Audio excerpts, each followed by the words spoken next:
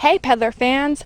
I'm here at Drywater Farm where I'm about to interview Bill Warren and Bill McMullin of Warren McMullin Dressage for an upcoming feature. But first, I'm going to give you a behind-the-scenes exclusive. Come on, let's go! Turn the outer shoulder, but don't give away the flexion. And then down the long side haunches in. Good. What do you think defines a good dressage horse? It's a combination of things for sure. But I think, as Bill actually was just talking about before, about how now these days we have many more good quality horses in this country, in terms of more ones have been imported and the good ones are being raised and trained here and so on, that compared to 20, 30 years ago. So we have a lot more. If you go to a show these days, even at the lower levels, or even a show, not necessarily a big fancy show, you'll see, in general, most of the horses are put together fairly well and, decent moving horses. But I think then to find that combination of the decent moving horse with the right aptitude and the right presence of mind and to be trainable, that's the main thing, is to have that combination. Because sometimes you might have the physical aspect of the horse, but not necessarily have... It might be physically body beautiful, a great conformation, fantastic mover, but if it doesn't have a great temperament, then it doesn't work. Do you have a favorite horse here? That would be unfair. I feel like we have a group of fantastic horses, and I guess because we're part owner of Romantic, everybody would assume I would say Romantic, and he is very special. But we have a lot of great horses, so it would be unfair if I say that. That would be like asking a parent that has 10 kids to say, well, who's your favorite? Right. That really wouldn't be fair, because they're all special. There aren't any that we don't like. If we don't like it, if there's something about that much, then probably they'll move, somehow it'll change. Somebody said the other day, well, how many horses do you have here under your wing? I honestly, number-wise, I don't know. It could be 16, it could be 20, I don't know. But when we walk down the aisle of the barn, there isn't one that we go, I wish we didn't have that one. I mean, they're all special, and the individual owners, and we have a fantastic group of people with us, and as Bill said earlier, they all ride for different reasons. Some want to show, some don't really ever want to show, and that's okay too. Cheesy question. Has this been everything you've ever dreamed of? And have you had any hardships on the way to overcome? I don't think you can go through life without hardships. Wouldn't you agree? Oh, absolutely. I think there's always ups and downs, but... it's the same as in this whole dressage process. That's what I wanted to process. I mean, there's ups and downs, and I think the biggest challenge is being able to overcome stumbling blocks. I think to get anywhere in life, you have to be able to recover well.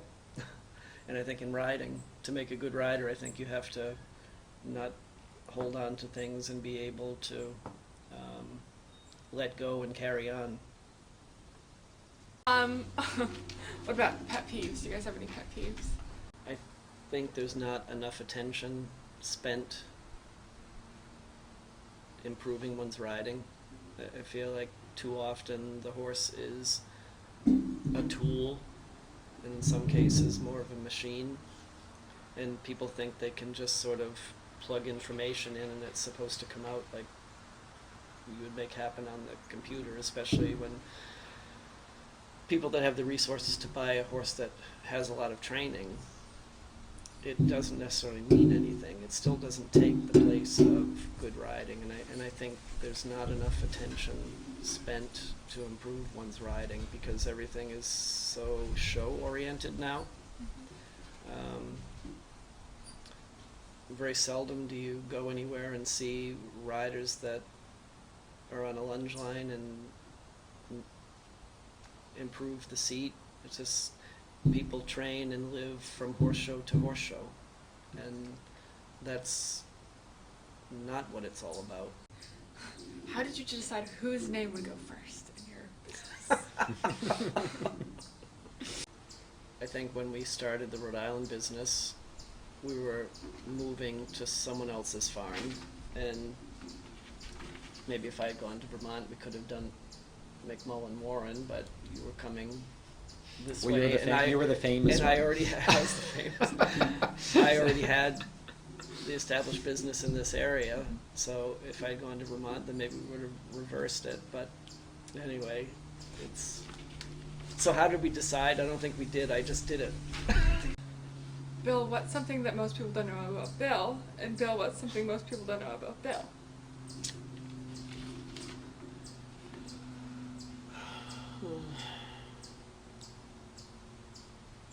Well, only the people close to us know what a great dancer you are, but I think not everybody knows. I mean, everybody thinks that all we can do is ride and teach, but I don't think many know what a great dancer he is, and like I said, the very close people get to sample his cooking and all of that, but he is good at so many other things too. So I think the dancing, the cooking, and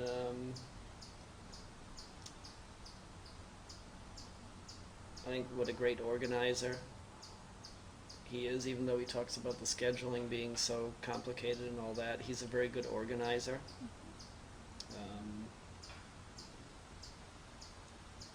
I think a great communicator.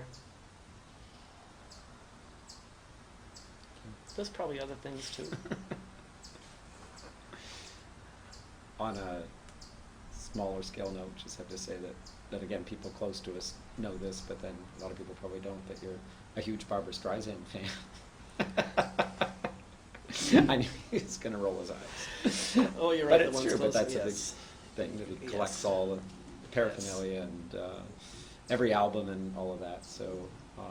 I do that's have quite a collection that's a of small thing. memorabilia, so I guess when I have downtime and I'm by myself, I probably tend more to that. And what I'm ever going to do with it someday, I don't know. But yes, the ones close to me know what a fan I am of Barbara. So Down and lines out to the track, and you go to the court, the center line again. Yeah, you watch the wings of the left brain again, with the left hand, and put it down. Do you have any funny stories? Any anecdotes? I think we each have a funny judging story. I know what yours is, and I know mine. Just a funny, quick little judging story is I think it was at Oxridge some years ago, and it was training level, the old training level 4, where the rider's supposed to turn right at B and then right at X, and then halt in front of the judge at G to salute. And this rider actually had a reader. So reading the test to them, well, she turns right at B, and then at X she turns left and goes down the center line away from me and halts down at A and salutes at A with the horse's tail pointing up the center line toward us. And the scribe, before I could even blow the whistle to say she was off course, the scribe and I were like, we're like falling out of our chairs and then trying to pull ourselves together to say that when they blew the whistle, and and then she stopped and looked around, and it's like, she says, "Oh, well, I halted and I didn't know where you went," she said. you were at the wrong end. There. I mean, I could go on and on about funny stories, but this one always comes to mind too, and it's a judging related one, and this was many years ago. And they had the arena, the 20 by 60 set up, but it was sectioned off for a couple of the lower tests, so it was the 20 by 40, and then they were going to open it up at lunchtime. But anyway, I was watching this lady down at the other end. In the 20-meter in the square. 20-meter square, trotting, and I rang the bell, and then I asked my scribe a question, and I don't really know how many seconds passed by, but she was still at the other end. And I didn't want to freak her out by hollering that I had already rung the bell. But then finally it just got to be too long. And so finally I did holler to the other end. And I said, "Excuse me, but did you hear the bell?" And she turned around and she said, "I'm almost finished my test." She had been riding her test in that little 20-meter square down there. And I wanted to bust up laughing, but I didn't want to make her feel like an idiot. So I just stood up and said, "But you haven't entered the ring yet.